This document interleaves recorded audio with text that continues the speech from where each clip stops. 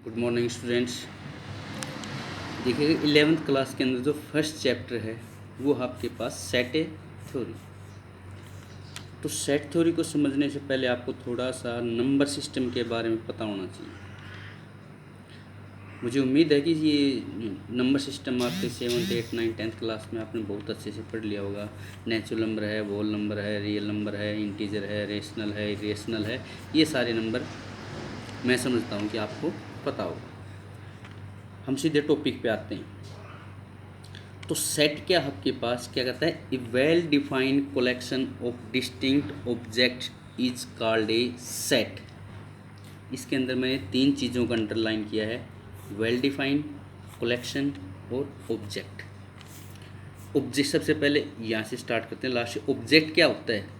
कोई भी चीज़ है ऑब्जेक्ट है, ठीक है। पेन है, बुक है, नंबर है, स्टूडेंट्स हैं, आपके पास पीपल है, एनिमल है, जो भी कुछ है जिसको आप संज्ञा बोलते हो, व्यक्ति, वस्तु, स्थान, कुछ भी हो द्रव, वो आपके पास क्या ऑब्जेक्ट है।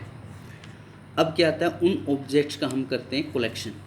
कलेक्शन का आप सभी को पता है, कलेक्शन का मतलब इकट्ठा करना। आपने ऑब्जेक्ट्स को इकट्ठा कर लिया। अब हम मेन चीज़ वेल डिफाइन। अब वेल डिफाइंड का मतलब क्या है? वेल का मतलब अच्छा, डिफाइन का डिफाइन होना चाहिए, अच्छे से डिफाइन होना चाहिए। ये अच्छे से डिफाइन का मतलब क्या होगा? इसका मतलब ये है कि आपने जो कलेक्शन ली है, उन कलेक्शन की कोई डेफिनेशन है क्या? उनको कहीं पर डिफाइन कर रखा है? या यूँ कहें, जो आपने कलेक्शन ली है उसके अंदर बिना किसी हेजिटेशन के हम ये कह सकते हैं कि ये ऑब्जेक्ट यहाँ पर है या नहीं है, कोई डाउट नहीं होना चाहिए। जैसे मैंने स्टूडेंट से बोला, भाई आप पहले 5 नेचुरल नंबर लिखो, तो स्टूडेंट ने लिख दिया, सभी ने लिख दिया 1 2 3 4 5, सभी बच्चों का सेम आंसर है, ठीक है। क्या इसमें आपके पास, मैंने पूछा 5 यहाँ पर है, सही बोलेंगे है, 3 यहाँ पर है, 6 यहाँ पर है, नहीं है, 0 यहाँ पर है, नहीं है, 1/2 यहाँ पर है, नहीं है, चेयर यहाँ पर है, नहीं है, पेन यहाँ पर है, नहीं है। तो कहने का मतलब ये हुआ, हमने जो भी कलेक्शन बोला उस कलेक्शन में मैं कुछ भी पूछूं तो आप बिना किसी हेजिटेशन के ये बता सके, हाँ भाई ये इस कलेक्शन में है या ये नहीं है। कहीं पर भी कोई डाउट नहीं होना चाहिए। अगर कहीं पर डाउट हो गया तो आपके पास वो वेल डिफाइन नहीं होगा। और डाउट कब होगा? जब उसको डिफाइन नहीं कर रखा हो। डिफाइन मतलब जब उसकी डेफिनेशन नहीं हो। जैसे कि मैं एग्जाम्पल के तौर पे लिख दूं, मैंने बच्चों से बोला राइट योर 5 इंटरेस्टिंग बुक्स। बच्चों को बोला भाई आप 5 इंटरेस्टिंग बुक लिखिएगा अपनी। तो क्या सभी बच्चों का सेम आंसर होगा? नहीं होगा। मैं वहाँ पे पूछूंगा, हाँ भाई मैथ यहाँ पर है, कुछ बच्चे कहेंगे है, कुछ कहेंगे नहीं है। केमिस्ट्री यहाँ पर है, नहीं है। बायो है, नहीं है। English, history, geography, political, commerce, कुछ भी लिख दिया आपने। कहने का मतलब क्या है, सभी बच्चों का अलग अलग इंटरेस्ट होता है। इंटरेस्टिंग की को कभी डिफाइन नहीं कर पाया कोई भी। इंटरेस्टिंग की कोई भी डेफिनेशन नहीं है, ठीक है। तो जब आपके पास इंटरेस्टिंग की कोई डेफिनेशन नहीं है तो ये आपके पास वेल डिफाइन नहीं है। और ये जो आपने बुक्स का कलेक्शन लिया है ये आपके पास सेट नहीं होगा। जैसे मैं और कुछ एग्जांपल्स के तौर पे लिखता जा रहा हूँ। सबसे पहले लिया आपने collection of natural number. Natural number का कलेक्शन, क्या नेचुरल नंबर को डिफाइन कर रखा है? बिल्कुल डिफाइन कर रखा है, बता रखा है। नेचुरल नंबर की डेफिनेशन है 1 2 3 4 5 6, ऐसे चलते जाएंगे, ये नंबर नेचुरल नंबर होंगे। यहाँ से कोई कुछ भी पूछेगा तो बिना किसी हेजिटेशन के हम बता देंगे कि यहाँ पर ये कलेक्शन के अंदर 5 है या नहीं है, 2 है या नहीं है, 0 है या नहीं है, ए है या नहीं है। तो बिना किसी हेजिटेशन के, क्यों हेजिटेशन क्यों नहीं हुई? क्योंकि नेचुरल नंबर को डिफाइन कर रखा है, बता रखा है। तो जो वेल डिफाइन है, जिसकी डेफिनेशन होगी, वहाँ पर हेजिटेशन नहीं होगा, तो वो आपके पास वेल डिफाइन हो जाएगा, और वेल डिफाइन होते ही वो एक सेट बन जाएगा। उसके बाद मैं ये पूछूं भाई, write down the 5 dangerous animal in the world. बच्चों से मैंने कहा भाई 5 डेंजरस एनिमल लिखिएगा, ठीक है? तो उन क्या सभी का सेम आंसर होगा? सेम आंसर नहीं होगा। या यूं कहें, कोई भी पूछेगा क्या इसके अंदर डेंजर्स की कोई डेफिनेशन है, क्या कहीं पर बता रखा है ऐसा ऐसा हो जाएगा, तो उस चीज़ का नाम डेंजरस हो जाएगा।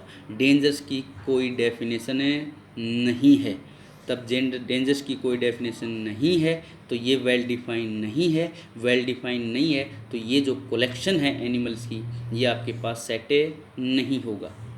जैसे कि मैं लिख दूं कलेक्शन ऑफ इंग्लिश अल्फ़ाबेट, मैंने बच्चों से बोला भाई इंग्लिश के अल्फ़ाबेट लिखो, तो सभी के सभी बच्चों के वो 26 के 26 इंग्लिश अल्फ़ाबेट आएंगे।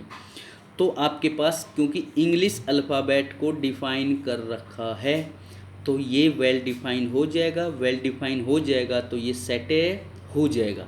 जैसे कि मैंने इस कलेक्शन में पूछा क्या यहाँ पर ए है, तो हम बिना किसी हेजिटेशन के बता सकते हैं कि ए है, बी है, 5 है, नहीं है, चेयर है, नहीं है, पेन है, नहीं है, जेड है। तो जो कुछ भी पूछेगा तो हम बिना किसी हेजिटेशन के ये बता देंगे हाँ भाई ये इस कलेक्शन में है या नहीं है, कहीं पर कोई डाउट नहीं होगा, तो वेल डिफाइन हो जाएगा। डाउट क्यों नहीं हुआ? क्योंकि ये वेल डिफाइन था। तो जो चीज़ वेल डिफाइन होगी आपके पास वो कलेक्शन सेट हो जाएगा। उसके बाद में अगर मैंने इंग्लिश की जगह पे अगला लिखा है कलेक्शन ऑफ उर्दू अल्फ़ाबेट, तो क्या उर्दू अल्फ़ाबेट आपके पास वेल डिफाइन है? अब मैं कोई भी उर्दू का वर्ड लेटर बोल लूँगा तो वहाँ पर आप बता देंगे कि यहाँ पर है या नहीं है। आप यहाँ पर नहीं बता पाएंगे, क्यों? क्योंकि आपको उर्दू के अल्फ़ाबेट नहीं पता।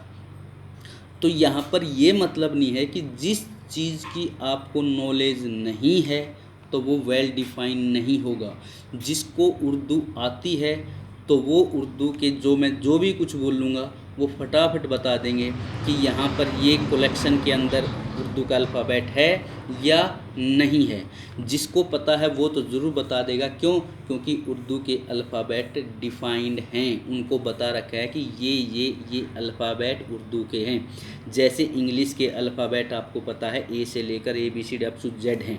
या किसी मैं यूँ कहूँ भाई किसी जिस बच्चे को पहली दूसरी क्लास के अंदर बच्चा है या कोई बूढ़ा बुजुर्ग है जिसको इंग्लिश नहीं आती हो, तो मैं वो पूछूंगा क्या वहाँ पर वाई है, तो उसको नहीं पता चलेगा क्योंकि उसको इंग्लिश अल्फ़ाबेट की नॉलेज नहीं है। जैसे हमें उर्दू अल्फ़ाबेट की नॉलेज नहीं है, ऐसे ही उसको भी उर्दू अल्फ़ाबेट की नॉलेज नहीं है। लेकिन ये डिफ़ाइन तो हैं, इनको डिफ़ाइन तो कर रखा है, जिसको पता है वो तो बता देगा। तो ये आपके पास वेल डिफ़ाइन होगा। तो ये एग्जाम्पल इसलिए लिखा है क्योंकि जिस चीज़ की हमें नॉलेज नहीं है तो उसको हम ये नहीं कह सकते कि ये वेल डिफ़ाइन नहीं है। आपने सिर्फ ये देखना है कि क्या उसकी डेफिनेशन है या नहीं है, कहीं पर भी उसको डिफ़ाइन कर रखा है या नहीं कर रखा है।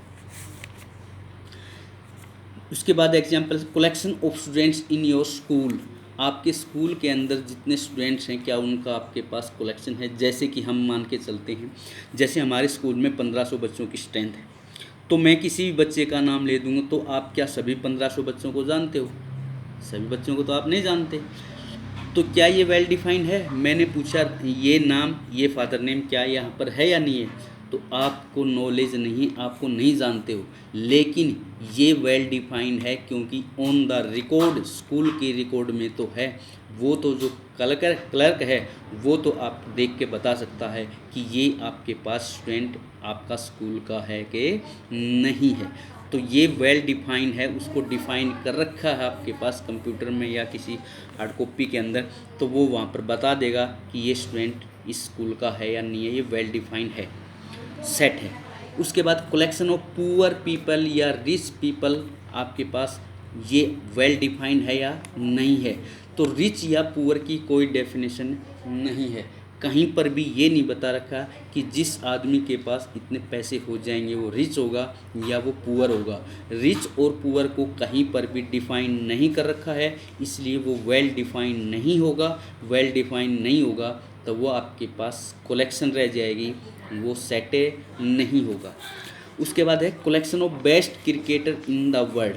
अब बेस्ट की भी कोई डेफिनेशन नहीं है, बेस्ट को भी कहीं पर डिफाइन नहीं कर रखा है।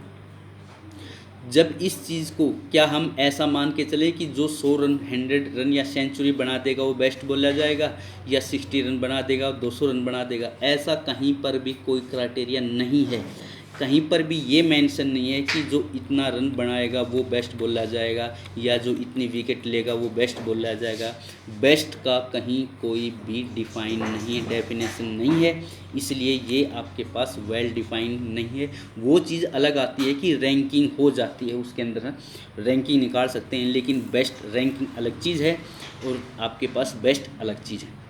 उसके बाद क्या है कलेक्शन ऑफ ब्यूटीफुल चाइल्ड या गर्ल बॉय, जो भी कुछ नाम ले सकते हो। तो वही चीज़ यहाँ पर है, ब्यूटीफुल की भी कहीं कोई डेफिनेशन नहीं है, कहीं पर ऐसा नहीं लिखा है कि ये चीज़ हो जाएगी, ऐसा ऐसा ऐसा हो जाएगा तो उस चीज़ को हम ब्यूटीफुल बोल लेंगे। इसको कहीं पर भी डेफिनेशन इसकी नहीं मिलेगी आपके पास। तो ये जो आपके पास कलेक्शन है चाइल्ड का, 50 बच्चे आपने ले लिए, लड़कियां लड़के कुछ भी लीजिएगा, तो वो कहेगा भाई ये ब्यूटीफुल है या नहीं है। सभी की पसंद अलग अलग है, सभी का ब्यूटीफुल का नज़रिया अलग अलग है, कहीं कोई ब्यूटीफुल की डेफिनेशन नहीं है, इसको डिफाइन नहीं कर रखा है, इसलिए ये आपके पास सेटे नहीं होगा। Collection of roots of the equation, इस इक्वेशंस के जो रियल रूट है, रूट भी मैं रियल लिख देता या कैसे भी इमेजरी कुछ भी, तो अब फिर यही बात आती है, इस इक्वेशंस के रूट मान लीजिएगा first class, second class, third class, fourth, fifth, six class के बच्चों के पूछा जाए कि इसके रूट निकालो, उनको तो नहीं पता, लेकिन जिसको पता है वो निकाल के बता सकता है ना कि हाँ 2 इस इक्वेशन का रूट है या नहीं है, 3 है या नहीं है, 5 है या नहीं है, 1/2 है या नहीं है, 0 है या नहीं है। तो इस इक्वेशंस के रूट हमें बता रखा है कि इक्वेशंस के रूट कैसे निकालेंगे, इसको कैसे डिफाइन करेंगे। तो जिसकी डेफिनेशन है या जिसको डिफाइन कर रखा है तो वो आपके पास वेल डिफाइन हो जाएगा, वो सेटे हो जाएगा। अब किसी भी सेट को हम कैपिटल लेटर से नोटेशन देंगे ABC और करली ब्रैकेट का यूज करेंगे। ये आपके पास क्या है, करली ब्रैकेट है, इसके अंदर जो कोमा के अंदर लिखे जाएंगे वो इस सेट के जो हमने कलेक्शन ली है, जैसे 1 2 3 इन 3 एलिमेंट्स का आपने कलेक्शन लिया, इस कलेक्शन को इस करली ब्रैकेट में लिख दिया तो आपके पास ये सेट हो जाएगा। कलेक्शन वेल डिफाइंड ज़रूर होनी चाहिए। तो इस कलेक्शन के अंदर ये जो चीज़ हैं ये आपके पास ऑब्जेक्ट होंगे जो कि इस सेट ए के एलिमेंट हो जाएंगे। तो 1 2 3 इस सेट के एलिमेंट हैं। तो अब ये सिंबल यूज होगा, इसके बाद ये सिंबल किसके लिए यूज होता है, बिलोंग्स टू।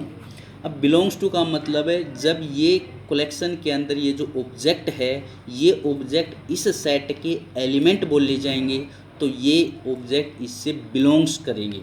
जैसे 1 इस सेट ए का एलिमेंट है तो हम लिखेंगे 1 बिलोंग्स टू ए। ऐसे ही 2 इस सेट ए का एलिमेंट है तो हम लिखेंगे 2 belongs to A, 3 belongs to A. अब इस सेट के अंदर कितने एलिमेंट हैं, 3 एलिमेंट हैं, तो 3 ही इस सेट ए से बिलोंग करेंगे। बाकी आपने कुछ भी ले लिया तो वो क्रॉस लग जाएगा जो कि बोला जाएगा डज नॉट बिलोंग्स टू। तो 1 2 3 के लिए बिलोंग्स टू आएगा, बाकी सभी एलिमेंट कुछ भी लेंगे आपके पास वो डज नॉट बिलोंग्स टू आ जाएगा। उसके बाद हम करते हैं रिप्रेजेंटेशन ऑफ सेट्स। अब सेट को हम रिप्रेजेंट कैसे करेंगे, तो सेट को रिप्रेजेंट करने के 2 तरीके हैं आपके पास, 2 फॉर्म हैं। एक तो आपके पास सेट बिल्डर फॉर्म है आपके पास, और दूसरी सेट बिल्डर फॉर्म है जिसको आपके पास सेट बिल्डर फॉर्म है और रोस्टर फॉर्म है। तो सबसे पहले हम लेके चलते हैं रोस्टर फॉर्म, जिसको हम टेबुलर फॉर्म भी बोल देते हैं। अब रोस्टर फॉर्म क्या आता है, इस फॉर्म के अंदर जो एलिमेंट हैं उसको कोमा के द्वारा रिप्रेजेंट किया जाएगा, लिस्ट आउट किया जाएगा।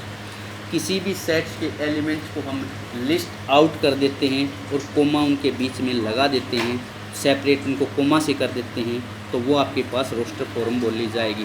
कहता है in this form we list out all the elements of the set separating them by commas. हम सेट के एलिमेंट को लिस्ट आउट करेंगे, बताएंगे ये एलिमेंट है, और उनको अलग अलग किससे करेंगे, कोमा से उनको अलग अलग कर देंगे। जैसे हमने बता दिया सेट ए के 2, 4, 6, 8, 10, 12 ये उस सेट के एलिमेंट है। अब यहाँ पर आपने दो चीज़ समझनी पड़ेंगी। पहली बात तो क्या, जैसे कि कोई भी मैंने सेट ले लिया 1, 3, 5, अगर इस सेट्स के एलिमेंट्स को हम आगे पीछे करके लिख देते हैं तो उससे कोई फ़र्क नहीं पड़ेगा, वही सेट हैं ये तीनों के तीनों। The order of writing the elements of a set is इमैटेरियल। ठीक है, मैटर नहीं करता ये। ठीक है, आपके पास एलिमेंट्स का ऑर्डर मैटर नहीं करेगा, इनको हम आगे पीछे करके लिख देंगे तो वही सेट रहेगा, कोई फ़र्क नहीं पड़ने वाला है। दूसरी चीज़ क्या आता है, an element of a set is not written more than once. किसी भी सेट के एलिमेंट को हम एक से ज़्यादा बार नहीं लिखेंगे। जैसे कि आपके पास सेट ये कोई भी है, तो यहाँ पर एलिमेंट 2 और 3 हैं, 2 एलिमेंट को 3 बार लिखा गया है, 3 एलिमेंट को 2 बार, लेकिन एलिमेंट तो कितने हुए, 2। तो ये सेट आपके पास ऐसे लिखा जाएगा 2 और 3 इस सेट के 2 ही एलिमेंट्स हैं।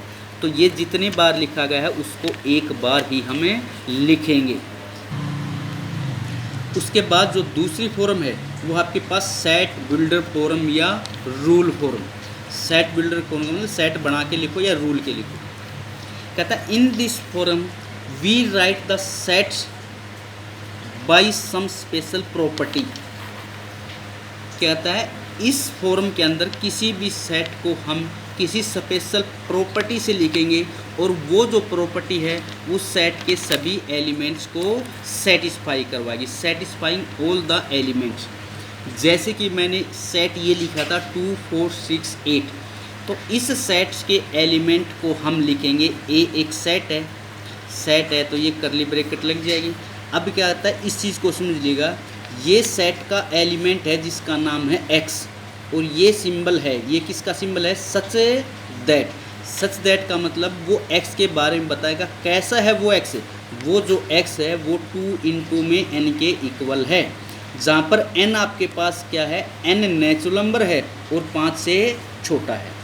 तो यहाँ पर क्या कहता है, जो भी x है सेट ए का जो एलिमेंट ब्रैकेट के अंदर यूज होगा तो एलिमेंट होगा, तो सेट ए का एलिमेंट है वो x है। अब x के बारे में बताया, कैसा है वो x तो 2 के गुणा में नेचुरल नंबर है, और वो नेचुरल नंबर भी 5 से छोटा होना चाहिए।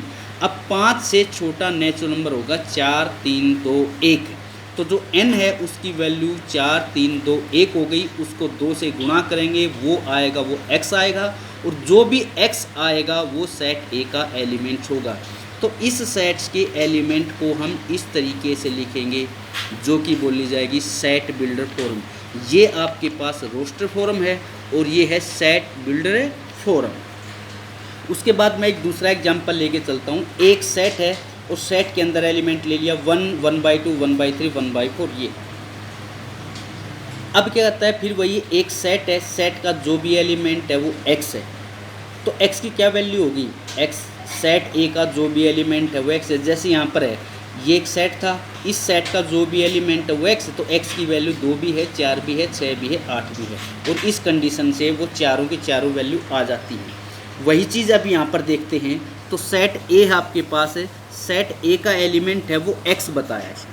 अब कैसा है वो x, अब x के बारे में बताया, वो जो x होगा वो 1/n होगा, जहाँ पर n नेचुरल नंबर है और वो भी 5 से कम है। तो कहता है 5 से जो कम होगा वो n होगा, तो n की वैल्यू 1, 2, 3, 4 होगी, और 1/1, 1/2, 1/3, 1/4 जो भी आएगा वो x आएगा, और जो भी x है वो सेट ए का एलिमेंट है। इसके बाद आपके पास फाइनाइट सेट। फाइनाइट सेट क्या आता है, if the elements of the set are finite in numbers.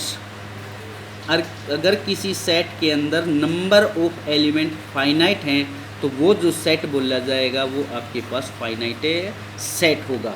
जैसे कि set of all states in India finite set है, set of English alphabet finite set है। Set of even prime number finite set है। 1 2 5 finite, इसके अंदर 3 element है, इसके अंदर 1 एलिमेंट है, इसके अंदर 26 एलिमेंट है। इन सभी के अंदर नंबर ऑफ एलिमेंट है फाइनाइट है, 10 20 100 50 हज़ार कितने भी हों चाहिए। तो ये एग्जाम्पल्स आपके पास फाइनाइट सेट की। उसके बाद है इनफाइनाइट सेट। अब इनफाइनाइट सेट क्या हो जाएगा, जिस सेट के अंदर number of elements are infinite in number, numbering के अंदर वो एलिमेंट्स कितने होने चाहिए, इनफाइनाइट होने चाहिए। तो उस सेट्स को हम बोल लेंगे इनफाइनाइट सेट। जैसे कि सेट ऑफ नेचुरल नंबर कितने हैं, natural number 1 2 3 4 5 up to infinity तक infinite number of element natural number होते हैं। वोल नंबर इनफाइनाइट होते हैं, रियल नंबर इनफाइनाइट होते हैं, रेशनल नंबर इनफाइनाइट होते हैं, इरेशनल नंबर इनफाइनाइट होते हैं, पॉजिटिव रियल नंबर इनफाइनाइट होते हैं। ऐसे बहुत से सारे एग्जाम्पल्स है जो कि इनफाइनाइट सेट का है। उसके बाद है सिंगलटन सेट। अब सिंगलटन नाम से ही क्लियर है, जिस सेट के अंदर केवल एक एलिमेंट हो, a set containing only one element is called a singleton set. जिस सेट के अंदर केवल एक एलिमेंट होना चाहिए, जैसे कि मैं सेट बिल्डर फॉर्म के अंदर लिखता हूँ, ए एक सेट है, उस सेट का एलिमेंट है एक्स। कैसा वो एक्स, वो एक्स 2 से छोटा होना चाहिए और वो एक्स नेचुरल नंबर भी होना चाहिए। तो क्या कहता है, वो जो एक्स है वो नेचुरल नंबर है, 2 से छोटा है। तो जो नेचुरल नंबर 2 से छोटा होगा वही एक्स की वैल्यू होगी, और जो एक्स की वैल्यू है वही सेट का एलिमेंट है। तो 2 से छोटा नेचुरल नंबर एक ही होता है, 1। तो एक ही एलिमेंट आ गया, वो एलिमेंट चाहे 1 आए चाहे 5 आए कुछ भी आए।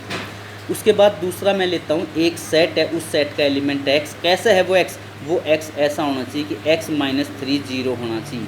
ऐसा x जो इसको 0 बना दे। ऐसे कितने x होंगे, x की वैल्यू 3, एक अकेला सिंगल एलिमेंट 3 है जो इसको 0 बना देगा। और ऐसा x का जो भी एलिमेंट होगा वो सेट ए का एलिमेंट होगा, जो कि एक ही एलिमेंट है 3। उसके बाद आपके पास empty set, null set, void set. ये भी नाम से ही क्लियर है, जिस सेट के अंदर एक भी एलिमेंट ना हो उस सेट को हम बोल लेंगे नल सेट या वॉइड सेट या एम्प्टी सेट। अब इस सेट को हम खाली ब्रैकेट से नोटेशन देंगे या ये सिंबल है फाई का, फाई से हम नोटेशन देंगे। जैसे कि मैं एग्जांपल लिखता हूँ, set of natural numbers less than 1, एक से छोटे नेचुरल नंबर। ये सेट बिल्डर फॉर्म के अंदर लिखता हूँ, ए एक सेट है और उसके अंदर कौन से एलिमेंट हैं, नेचुरल नंबर लेने हैं जो कि 1 से कम होंगे। 1 से कम कोई नेचुरल नंबर आएगा ही नहीं, तो ये ब्रैकेट खाली रह जाएगी, इसके अंदर एक भी एलिमेंट नहीं आएगा। इसको हम खाली ब्रैकेट की जगह पे 5 से नोटेशन लिख देते हैं। या मैं दूसरा लिखता हूँ, एक सेट है, उस सेट का जो एलिमेंट है वो x है। कैसा है वो x, जो इसको 0 बना दे। ऐसे जो रियल नंबर जो इसको 0 बना देंगे वो x की वैल्यू सेट ए के एलिमेंट होंगे। तो ऐसा कोई भी x नहीं है जो इसको 0 बना देगा, तो ये x ऐसा कोई आएगा ही नहीं, तो ये ब्रैकेट खाली रह जाएंगे क्योंकि x बना ही नहीं। उसके बाद है cardinal number of a set. Cardinal number क्या होता है, जिस किसी भी फाइनाइट सेट के अंदर जितने नंबर ऑफ एलिमेंट्स होते हैं वो उस सेट का कार्डिनल नंबर बोला जाता है। Number of elements in a finite set is called the cardinal number of the set. ठीक है, ये कुछ बेसिक है, थोड़ा सा और बचा है। उसके बाद आपके पास फर्स्ट एक्सरसाइज, कल जो बाकी बेसिक बच गया वो करवाएंगे, और जो आपके पास उस पहले फर्स्ट एक्सरसाइज के क्वेश्चंस करवाएंगे। तो जिन बच्चों ने नहीं किया है वो रिवीजन के लिए कर लें, ठीक है। जिसने कर लिया है वो रिवीजन करें, जिसने नहीं किया है वो स्टार्ट कर दें भाई। फिर भी कोई प्रॉब्लम आए इस वीडियो को देखें, प्रॉब्लम आए तो आप पूछ लेंगे। Thank you.